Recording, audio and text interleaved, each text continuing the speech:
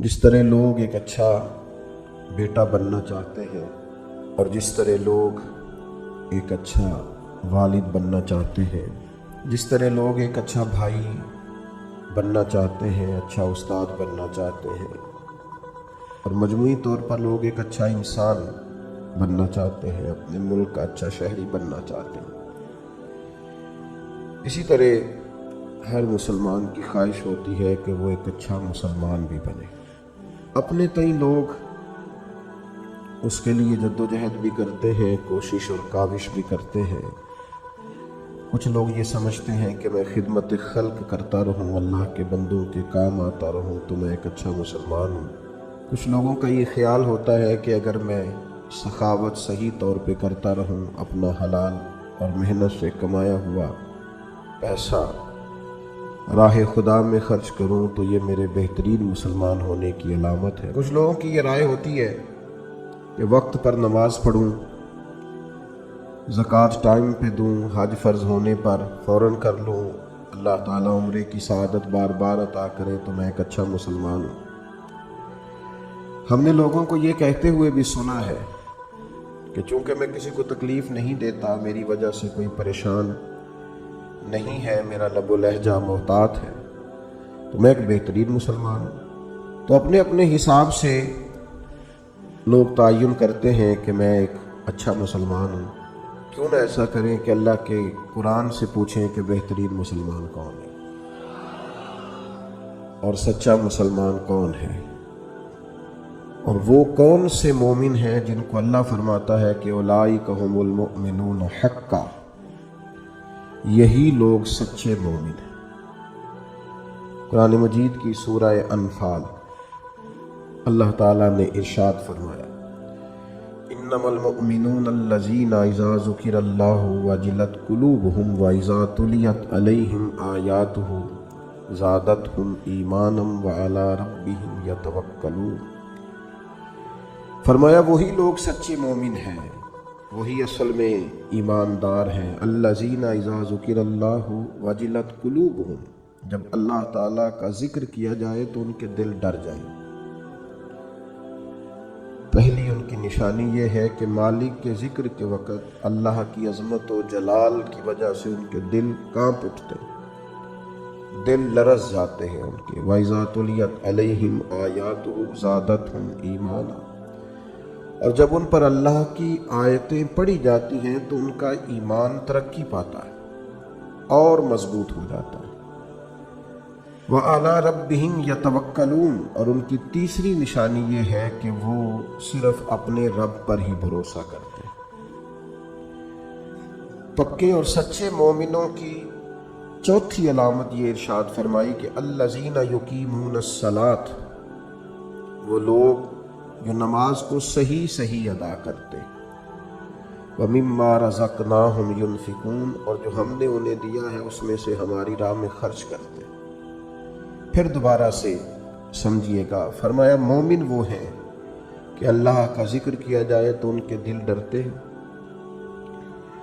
اللہ کی آیات کی تلاوت کی جائے، قرآن مجید کو پڑھا جائے تو ان کا ایمان ترقی پاتا ہے، وہ اپنے رب پر بھروسہ کرتے ہیں، نماز کو صحیح ادا کرتے ہیں، جو ہم نے انہیں دیا ہے اس میں سے ہماری راہ میں خرچ کرتے ہیں۔ 5 علامتیں جن میں پائی جائیں، رب فرماتا ہے اولئک ھم المؤمنون حقا، یہ سچے مومن ہیں، یہ حقیقی مسلمان ہیں۔ اے اللہ، یہ 5 کام ان لوگوں نے کر لیے، ان 5 کاموں پر انہوں نے استقامت اختیار کر لی، یہ 5 اوصاف، یہ 5 خوبیاں ان لوگوں نے اپنے اندر پیدا کر لی۔ تیرا اعلان کرم ہوا کہ یہ سچے مومن ہیں تو انہیں ملے گا کیا؟ تو انہیں عطا کیا کرے گا؟ تو رب کریم نے فرمایا 3 انعام دوں گا میں انہیں۔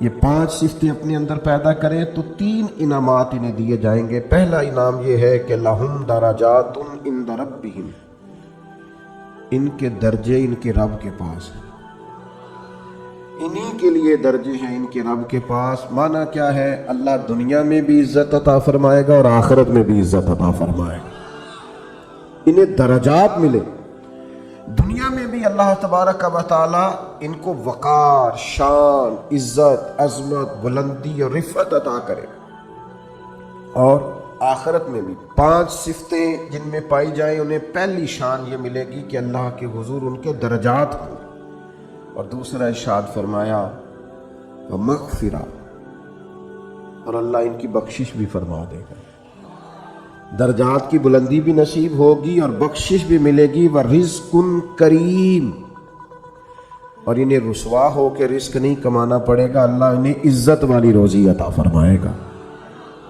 یہ بڑا خوبصورت لفظ ہے اور بڑا معنی خیز ہے اور بڑا سمجھنے والا، آپ اس پر غور فرمائیں کہ ورزق کریم، انہیں عزت والی روزی دی جائے گی۔ ارشاد فرمایا لہم درجات عند ربہم ومغفرۃ ورزق کریم، اللہ کی بارگاہ میں ان کے درجے بھی بلند ہوں گے، ان کی بخشش بھی کر دی جائے گی اور انہیں عزت والی روزی بھی عطا کی جائے گی۔ میرے بھائیوں، سچا مومن ہونے کے لیے، اچھا مسلمان ہونے کے لیے، اللہ اور اس کے پیارے حبیب صلی اللہ تعالی علیہ وسلم کی بارگاہ میں درجات پانے کے لیے سب سے پہلا کام یہ ہے کہ بندے کا دل نرم ہونا چاہیے۔ قرآن مجید نے پہلی علامت یہ بیان فرمائی کہ انما المؤمنون الذین اذا ذکر اللہ وجلت قلوبہم، جب ان کے سامنے اللہ کا ذکر کیا جاتا ہے تو ان کے دل ڈر جاتے ہیں، لیکن جس کا دل ہی بڑا سخت ہو جائے، قساوت قلبی جس شخص کے پاس ہو، کسی پر رحم نہ آئے،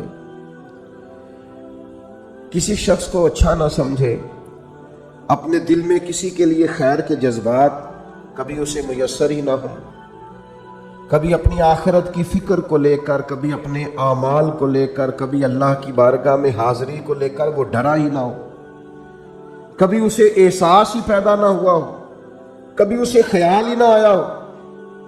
میرے بھائی، سب سے پہلی علامت یہ ہے کامیابی کے لیے قرآن مجید نے جو بیان فرمائی کہ دل نرم ہونا چاہیے، رقت قلبی میسر ہونی چاہیے، باطن کا صاف ہونا ضروری ہے۔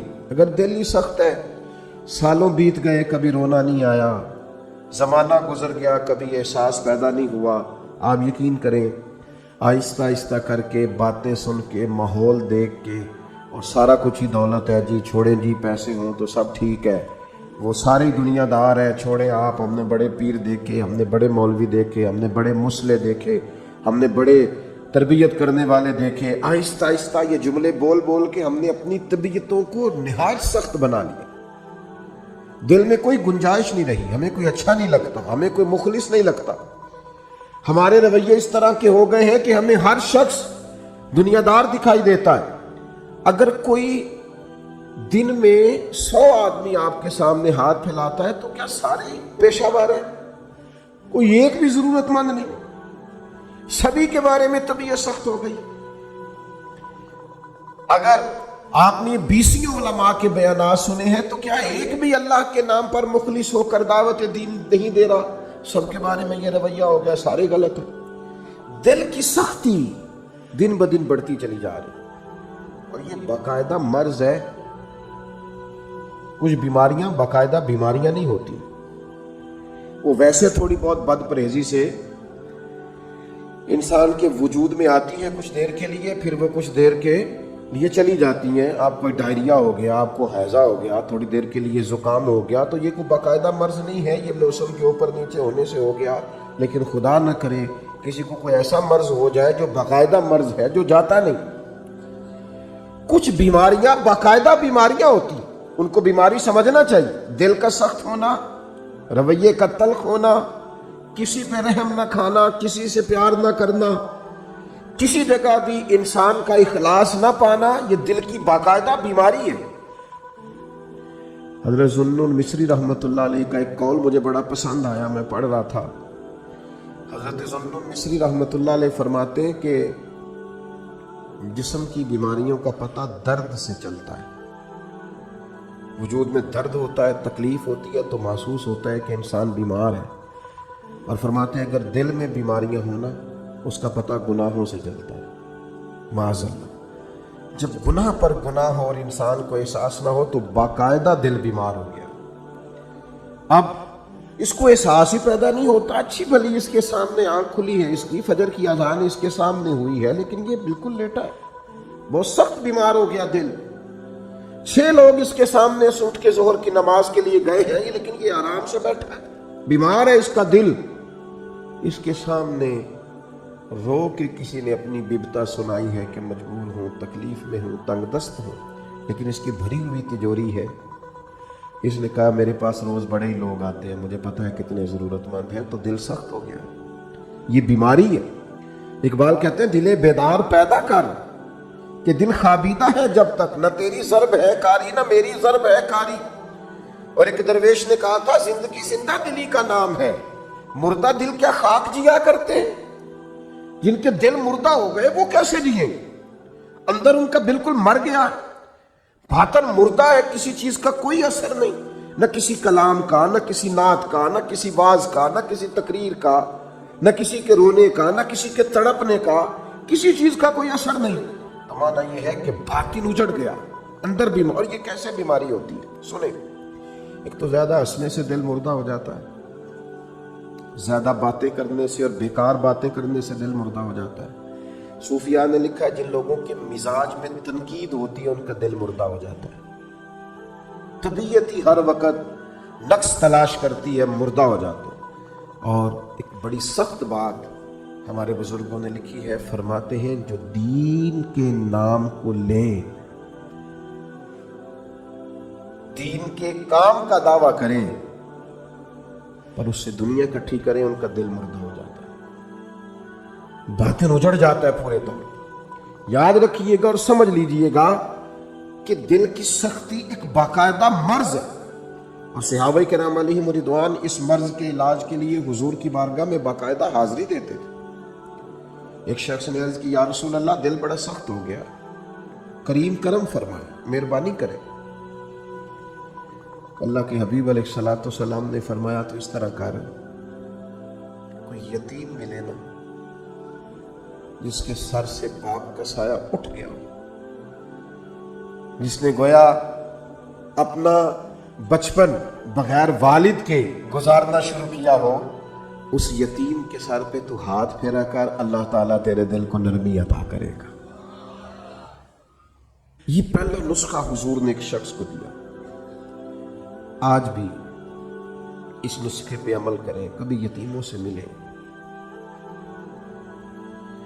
ہمارے ادارے میں نا کچھ بچے ایسے ہیں جن کے والد نہیں ہیں، ان میں سے سارے لوگ غریب نہیں ہیں، چند بہت غریب بھی ہیں، اور کچھ بچے ایسے ہیں جو گھر میں گنجائش رکھتے ہیں، لیکن آپ یقین کریں کہ وہ جن کے والد سر سے چلے گئے ہیں، اگرچہ دولت بھی ڈھیر ساری گھر میں ہے، گنجائش ہے، لیکن باپ کا چلے جانا ایک باقاعدہ مسئلہ ہے، ایک باقاعدہ کمی ہے زندگی کی۔ میرے بچے جوان ہو گئے ہیں، میرے بچوں کے قد مجھ سے کچھ بڑھنے لگے ہیں، لیکن 25-26 سال کا زمانہ بیت گیا ہے ابا جی کو دنیا سے گئے ہوئے۔ ابھی بھی کسی کو اپنے بیٹے کو گلے لگاتے ہوئے دیکھتا ہوں تو رو پڑتا ہوں۔ وہ درد ہے کہ وہ جاتا ہی نہیں، وہ کسک ہے کہ وہ ختم ہی نہیں ہوتی، وہ کمی ہے کہ وہ پورا ہونے کا نام ہی نہیں لیتی۔ اور کبھی کبھی یاد کرتا ہوں والدین کو تو اقبال کا لہجہ مستعار لے کے کہتا ہوں کہ میں تیری خدمت کے قابل جب ہوا تو چل بسی۔ وہ کہتے ہیں نا ابھی تو ٹائم آیا تھا کچھ دیکھنے کا، اور یہ کہ کچھ دیکھا نہیں۔ تو یتیم کے سر پر ہاتھ پھیرنے سے دل نرم ہوتا ہے، ان پر شفقت بڑھا دی جائے، کسی کو موقع میسر آئے تو ان سے پیار بڑھا دیا جائے، اس سے دل نرم ہوتا ہے۔ دوسرا، ایک شخص نے عرض کی یا رسول اللہ صلی اللہ تعالی علیہ وسلم دل سخت ہو گیا ہے، تو اللہ کے حبیب علیہ السلام نے اسے علاج بتایا، فرمایا موت کو کثرت سے یاد کیا کر، دل نرم ہو جائے گا۔ 1 منٹ کے لیے سوچا کر کہ مسجد میں اعلان ہوگا کہ تیرا انتقال ہو گیا، 1 منٹ کے لیے سوچیں کہ وقت آ گیا جانے کا، آ گئے لوگ جمع ہو گئے، تیاری ہو گئی، اور پھر یہ کہ کونوں میں اور नुकरों में खड़े होकर मशवरे होने लगे कि जनाजे का टाइम क्या रखना है, और फिर यह कि तसव्वुर में इस बात को लाना कि सभी मौजूद थे और सबके सामने कब्र बनाई गई और कब्र में रखा गया और कब्र को बंद किया गया। ये वो तसव्वुर है जो दिल को नरम करता है। यानी वो औरंगजेब आलमगीर ने दुनिया से जाते हुए कहा था कि मेरे दोनों हाथ कफन से बाहर निकालना, लोगों को पता चले इतना बड़ा फरमा रवा दुनिया से जा रहा है और खाली हाथ जा रहा है, कुछ लेकर के साथ नहीं जाना, कुछ भी। ये तसव्वुर जब इंसान पक्का करता है ना कि मैंने जाना है, दिल नरम हो जाता है। लेकिन यहां जाने का इरादा किसका है? कोई प्रोग्राम नहीं। जिनकी उम्रें बहुत बड़ी भी हो गई हैं वो भी बीमारियों को संदेशे तो नहीं समझते, वो भी कहते हैं बस वो फलां बद परहेजी से मसला हो गया। ये तो संदेशे हैं, ये तो पैगामात है, ये तो लौट जाने के बहाने। जागना है जाग ले अफलाक के साए तले, फिर हश्र तक सोता रहेगा खाक के साए तले। मरना है, छोड़नी है दुनिया, जाना है, किसी वक्त भी पैगामे अजल आएगा। और जिनको मर जाना हो वो इस तरह नहीं जिया करते, वो मरने के बाद के लिए भी कुछ तैयारी करके रखते। कितनी लंबी जिंदगी, मसलन कितनी, आज तो जो 100 साल का हो जाए वो लोगों को अजीब लगता है, कहते हैं जी माशाल्लाह 100 साल उम्र। अच्छा जी, वाकई ये तो भाई ब्रेकिंग न्यूज बन जाती है। कितना कुछ जीना। मौत का तज़किरा दिल नरम करता। तीसरी बात, नबी करीम सल्लल्लाहु ताला अलैहि वसल्लम से अर्ज किया गया हुजूर दिल सख्त हो गया है, तो अल्लाह के महबूब अलैहिस्सलाम ने फरमाया कुरान मजीद की तिलावत किया करें, अल्लाह दिल को नरमी अता कर देगा। ये कुरान मजीद ना ये शिफा है, वनुनज़्ज़िलु मिनल कुरान मा हुआ शिफा व रहमतुल लिल मोमिनीन। ये कुरान मजीद शिफा है मोमिनों के लिए। और एक मकाम पे फरमाया शिफाउल लिमा फिस सुदूर, ये दिलों के लिए शिफा। आप जब कुरान मजीद पढ़ेंगे, तिलावत करेंगे तो दिल पाक होगा, साफ होगा। आज मैं बड़े शौक से कलाम सुनता हूँ बुजुर्गों का, आप भी सुनते हैं। मियाँ साहब के कलाम का क्यों असर होता है दिल पर, क्यों लोग रोने लगते हैं? मुख्तलिफ बुजुर्गों की नातें सुनकर क्यों दिल पे असर होता है, लोग रोने लगते हैं? इसलिए कि उनके मफाहिम का हमें पता है। कुरान मजीद की तिलावत सुनकर के दिल पर असर क्यों नहीं होता? इसलिए कि हमने तर्जमे से सीखा ही नहीं।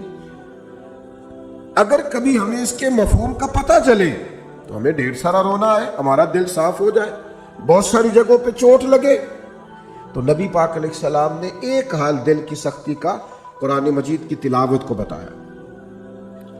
एक मकाम पे नबी पाक अलैहिस्सलाम ने खुद इरशाद फरमाया हर चीज को जंग लग जाता है, जैसे लोहे को जंग लग जाता है, फरमाया इसी तरह दिलों को भी जंग लग जाता है। दिल भी जंग आलूद हो जाते हैं, दिलों को जंग लग जाता है। और जंग, ये गौर करें, ये दिल का जंग ना थोड़ा गौर करें तो पता वैसे चल जाता है लगा हुआ है आजकल के नहीं। कोई चीज बाहर पड़ी रहे ना तो वो उसको जंग लग जाता है, कहते हैं ये बारिश में पड़ी रही, देखा नहीं, जंग आलूद। ये दिल भी ऐसे ही पड़ा रहे ना, कभी जिक्र ना करे, कभी दुरूद और सलाम ना पढ़े, कभी तिलावत कुरान मजीद ना करे, कभी रात को उठ के रोए ना, तो इसको भी जंग लग जाता है। तो हुजूर ने फरमाया हर चीज का जंग उतारने का आला होता है। क्या कहते हैं, हमारे लोहे को जंग लग जाए तो किस चीज से उतारते हैं? रेग मारते हैं। हुजूर ने फरमाया हर चीज का जंग उतारने का आला होता है, जब दिल को जंग लग जाए तो अल्लाह का जिक्र करो, दिलों का जंग उतर जाएगा।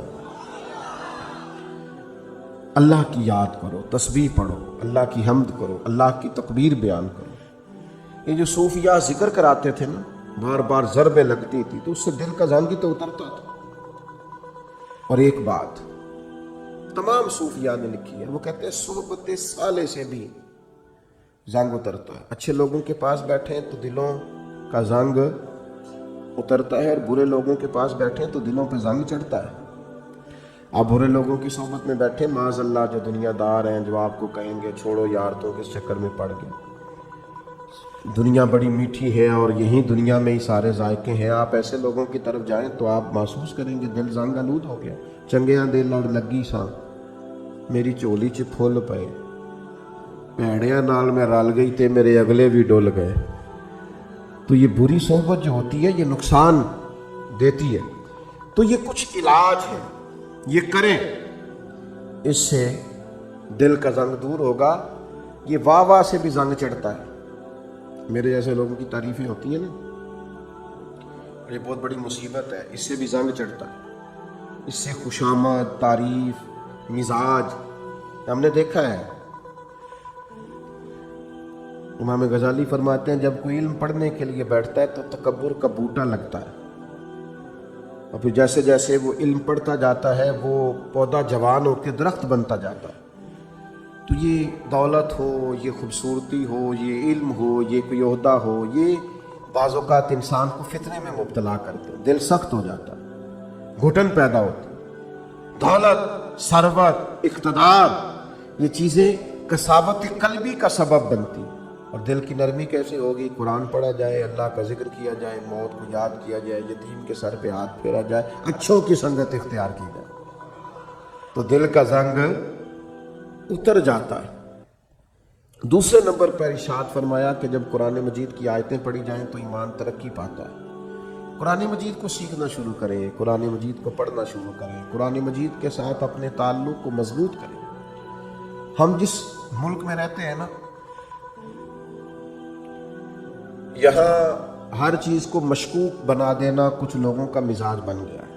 کوئی اعلیٰ سے اعلیٰ شخص آپ اٹھا کے لے آئیں, 5-10 لوگ اس کے بارے میں بھی کوئی نہ کوئی مخالفانہ بات کرتے آپ کو نظر آئیں گے.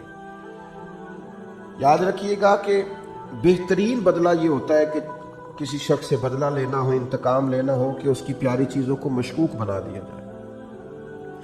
کبھی لوگ نفل نمازوں کو مشکوک بناتے ہیں معاذ اللہ, کبھی درود و سلام کے مختلف انداز کو مشکوک بناتے ہیں, کبھی لوگ کسی چیز پر تنقید کرنا شروع کر دیتے ہیں, کبھی کسی چیز پر تنقید کرنا شروع کر. اب میں کچھ سالوں سے دیکھ رہا ہوں ہمارے ملک میں تراویح کے مسئلے میں لوگوں کو بڑا پریشان کرتے ہیں.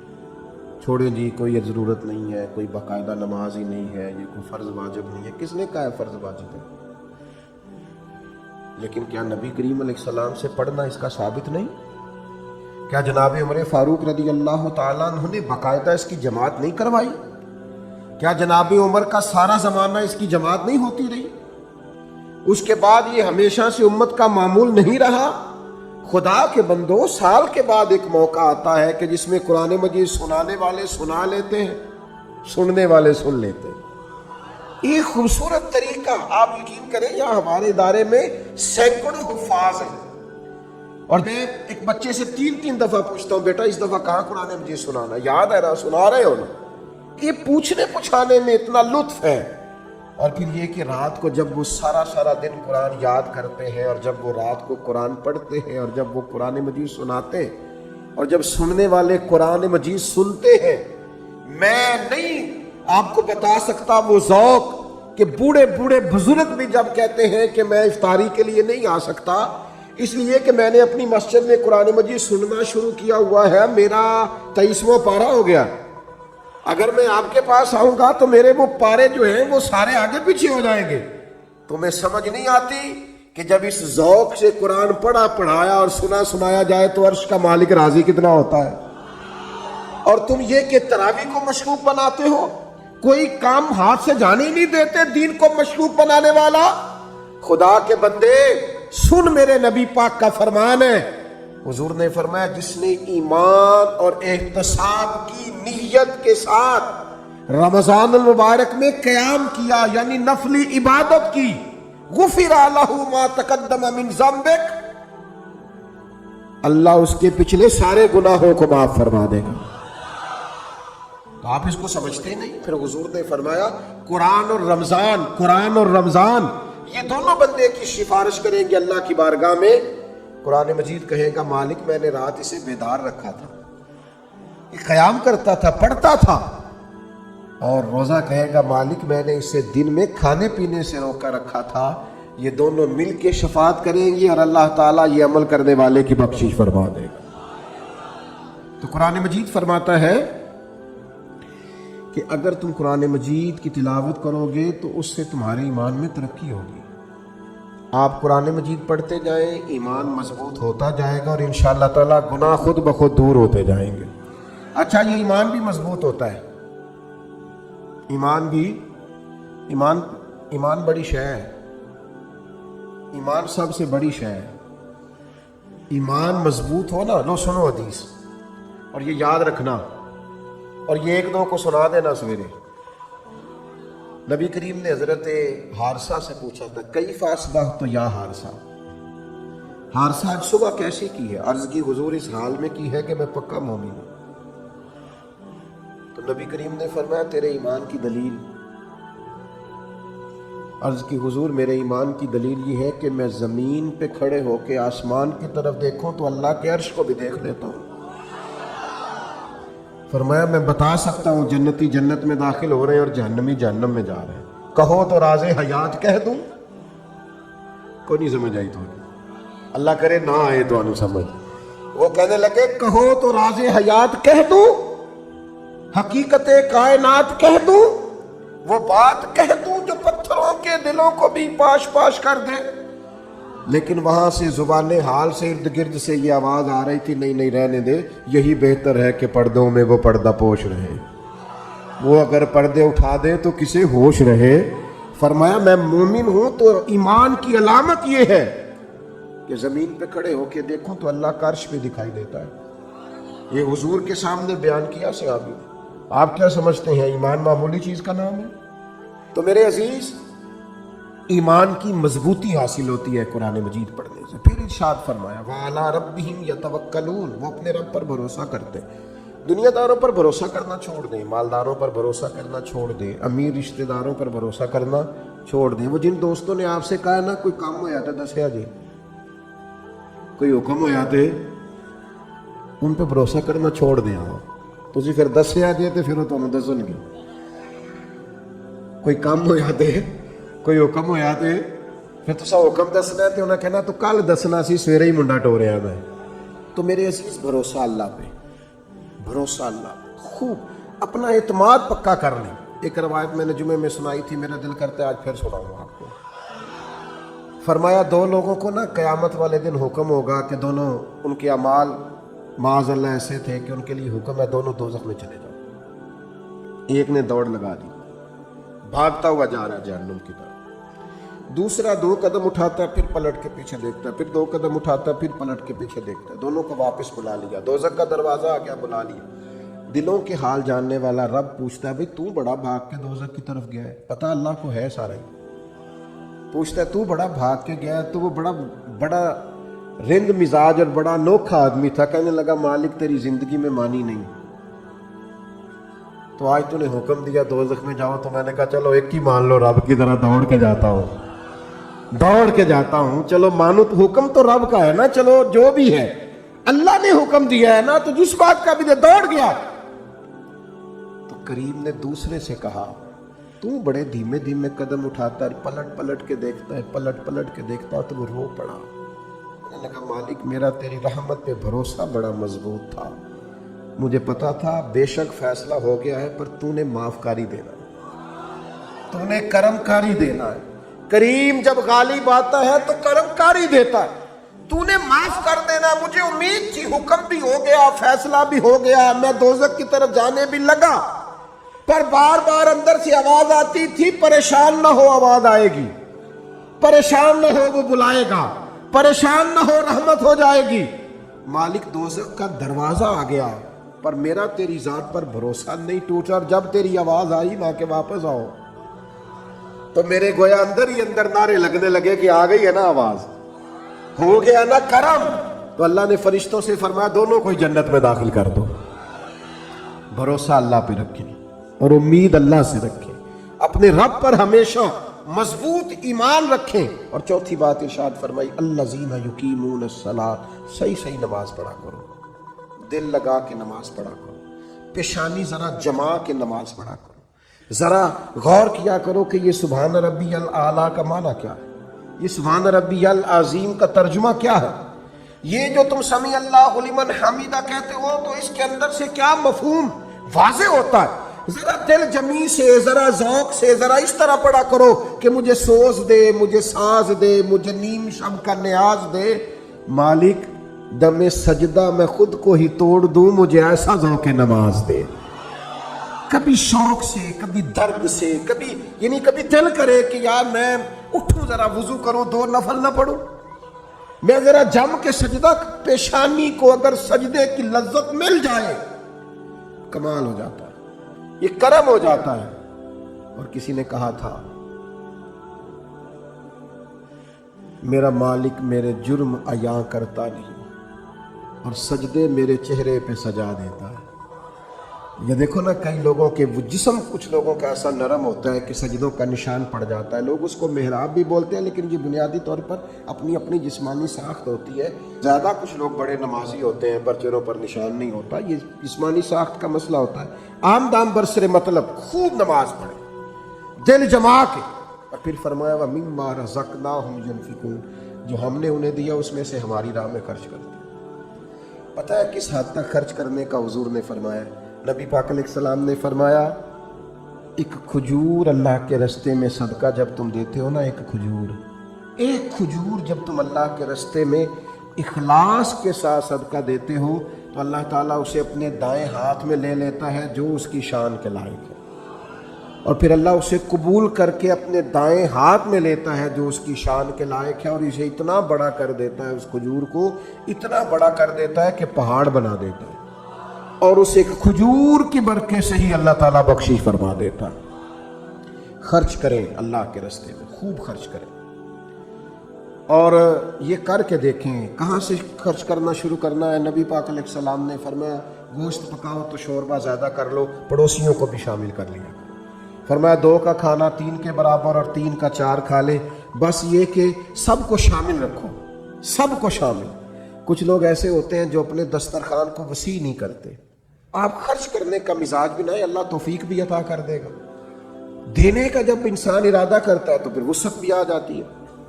تو میرے بھائی یہ چیزیں پیدا کرنی ہے اپنی طبیعت میں۔ 2-4 گزارشات میں نے تیزی سے آپ کی خدمت میں عرض کر کے اپنی بات کو سمیٹنا ہے۔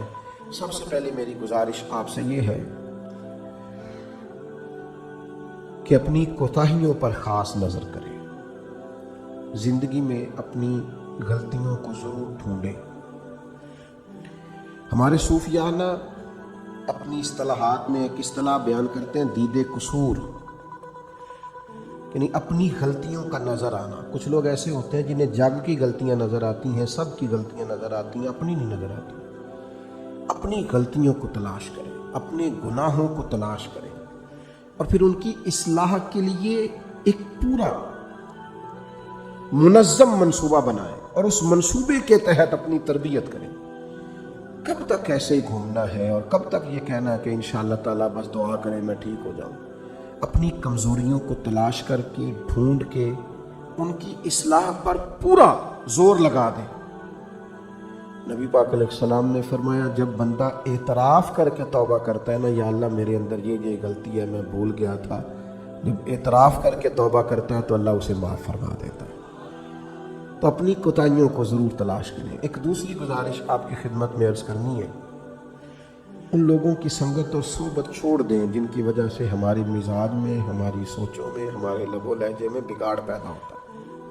ان لوگوں کے قریب آ کے بیٹھیں جن کے پاس بیٹھنے سے ہمارا ایمان پختہ ہوتا ہے، ہمارے اندر روحانیت پیدا ہوتی ہے، ہمارا نیکی کی طرف دل مائل ہوتا ہے۔ بری صحبت مکمل چھوڑ دیں۔ آپ کے ذہنوں میں جو لوگ شکوک پیدا کرتے ہیں ان سے پورے طور پر بچ جائیں۔ اب میں کوئی ایسی بات آپ کے سامنے عرض کرنے لگا ہوں جو بڑی انوکھی ہے۔ میں نے اپنی زندگی میں کچھ لوگوں کو نظریات بدلتے دیکھا ہے۔ وہ اس نظریے کے ماننے والے تھے، عقیدہ حق کے ماننے والے تھے، پھر انہوں نے اور نظریہ اختیار کیا۔ کچھ لوگ جو مجھے سمجھتے ہیں کہ شاید میں درست بات ہی کروں گا وہ تو بات کو تسلیم کریں گے، اور جن کو کچھ تھوڑا خیال ہے وہ بھی میری بات کو آج کی رات ایک دیندار آدمی کی بات سمجھ کر قبول کریں جو اللہ سے ڈر کے بات کر رہا ہے، جس نے ایک نظریہ تبدیل کیا، اس نے پھر ایک نہیں تبدیل کیا، اس کے بعد پھر اس نے ایک اور تبدیل کیا، اس نے پھر اور تبدیل کیا، اس نے پھر اور تبدیل کیا۔ ہم نے لوگوں کو پھر گلی گلی کا بھکاری ہوتے دیکھا، دروازے دروازے جاتے دیکھا۔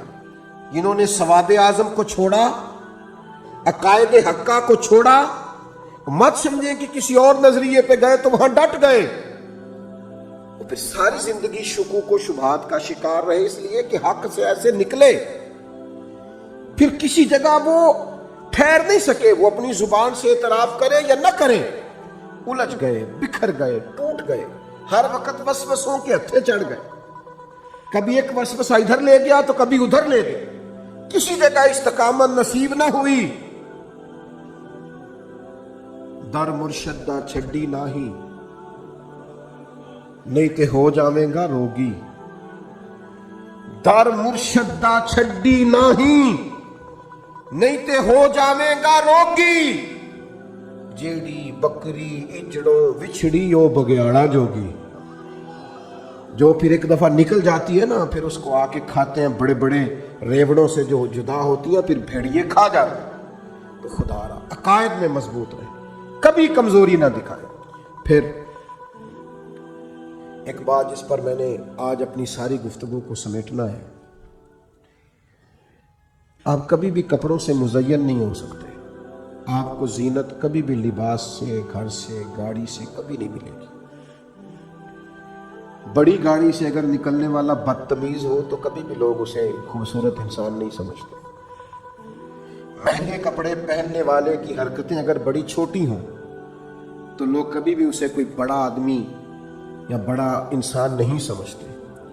بہت بڑی کرسی سے نیچے اترے لیکن اس کا لب و لہجے سے چھچورا پن ظاہر ہو تو کبھی بھی لوگ کوئی مہذب انسان نہیں سمجھتے۔ ہم نے سمجھ لیا ہے کہ کپڑوں سے، اور یہ کہ گاڑی سے، اور یہ کہ گھر سے، اور یہ کہ میرے ہاتھ میں پکڑے ہوئے موبائل سے، اور یہ کہ میں ٹیلی فون پہ جو باتیں کروں اور میں 10-20 لوگوں کو بتاؤں کہ جی اللہ کا شکر ہے جی بڑے پیسے ہیں جی، فلاں بھی خرید لیا، اب یہ بھی خریدنا ہے، اب ادھر بھی جانا ہے، اس سے کبھی آپ کا وقار نہیں بڑھے گا۔ آپ کا اعلیٰ اخلاق، آپ کا تقوی، آپ کی عبادت، آپ کا اللہ سے ڈرنا، آپ کا حسن سلوک، نیک اعمال آپ کو زینت دیں گے۔ انسان ہمیشہ عاجزی سے خوبصورت ہوتا ہے، وفادار لوگ خوبصورت ہوتے ہیں، جو لوگ خیر خواہ ہوتے ہیں، دوسروں کا بھلا کرتے ہیں، وہ خوبصورت لوگ ہوتے ہیں۔ خوبصورت بنیے۔ نوجوانوں سنو، بتایا ہوگا تمہیں لوگوں نے کہ پیسہ ہی سارا کچھ ہے، پیسہ بڑا کچھ ہے پر سب کچھ نہیں ہے۔ بتایا ہوگا کسی نے کہ تعلقات ہی بڑا کچھ ہوتے ہیں، تعلقات بھی کچھ ہوتے ہیں پر سب کچھ نہیں ہوتے۔ کہا ہوگا کسی نے کہ عہدہ بڑا کچھ ہوتا ہے، عہدہ کچھ ہوتا ہوگا پر سب کچھ۔ سب سے زیادہ انسان خوبصورت اچھے اعمال سے لگتا ہے، خوبصورتیوں سے لگتا ہے۔ اس کے لہجے کی سچائی، اس کے انداز کا دھیما پن، اس کے بات کرنے کا ٹھہراؤ، اس کا ملنے جلنے کا خوبصورت انداز، اس کا بات ماننے کا طریقہ، یہ بڑا خوبصورت ہوتا ہے۔ آپ کو پتہ ہے جو بچہ زیادہ بات سب کی مانتا ہے وہ بچہ سب کو پیارا لگنے لگتا ہے، ماں باپ کا بھی فرما بردار ہوتا ہے، اساتذہ کا فرما بردار ہوتا ہے، گلی محلے میں بھی کوئی اسے کام بتا دیتا ہے۔ یہ خوبصورت بچہ اپنی فرما برداری کی وجہ سے خوبصورت ہوا ہے۔ اعمال حسنہ سے اپنے آپ کو زینت دے، اپنی کوتاہیاں ایک ایک کر کے چھوڑنی شروع کریں، اپنی غلطیاں ایک ایک کر کے اپنے وجود سے نکالنی شروع کریں۔ نوجوانوں سے کہوں گا بے پناہ مشقت کریں، آگے بڑھنے کے لیے جد و جہد کا راستہ اختیار کریں، چور دروازہ کبھی اختیار نہ کریں۔ آپ کی خدمت میں بڑے درد سے یہ اپیل کروں گا، فقط اپنے لیے جینا نہ شروع کریں۔ مسلمان شجر سایہ دار کی طرح ہوتا ہے، اس کے سائے میں بڑے سارے لوگ اپنے آپ کو ٹھنڈک میں اور چھاؤں میں محسوس کرتے ہیں۔ جب بھی منصوبہ بندی کریں اس میں بہت سارے لوگوں کو شامل کریں، بہت ساروں کے لیے ارادے کریں، اچھی نیتیں اور اچھے پروگرامز کے ساتھ آگے بڑھیں۔ آپ محسوس کریں گے کہ آپ کا قد بھی بڑا ہو رہا ہے اور آپ کا سینہ بھی چوڑا ہو رہا ہے۔ اور پھر ایک آخری گزارش جس پر میں نے اپنی بات کو ختم کر دینا ہے، اللہ کی معرفت حاصل کریں۔ اللہ کی معرفت کیا ہے؟ آپ کو محسوس ہو جانا چاہیے کہ کن کاموں سے میرا رب راضی ہوتا ہے، کن کاموں سے ناراض ہوتا ہے۔ حضرت رابعہ بصریہ رحمۃ اللہ علیہا جس دن بیمار نہیں نہ ہوتی تھی، اللہ کے حضور عرض کرتی تھی مالک تو کہیں ناراض تو نہیں ہو گیا؟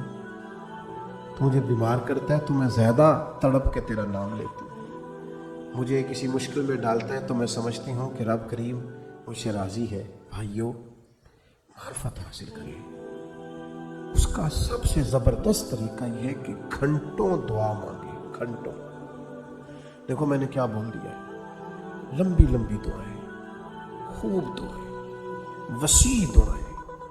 حضور علیہ السلام نے فرمایا نمک نہیں مانگو تو رب سے مانگو، یعنی یہاں سے شروع کرو کہ مالک مجھے یہ چاہیے، مالک مجھے یہ چاہیے، مالک۔ آپ کہنا تو شروع کریں، مانگنا تو شروع کریں۔ حضور فرماتے ہیں وہ مانگنے سے راضی بڑا ہوتا ہے، جو نہ مانگے اس سے ناراض ہو جاتا ہے۔ دعا تو عبادت ہے، ساری باتیں اپنے اللہ سے کہہ دیں، سب چھوٹی چھوٹی چھوٹی چھوٹی چیزیں حضور کا وسیلہ پاک پیش کر کے مالک سے عرض کرنی شروع کریں۔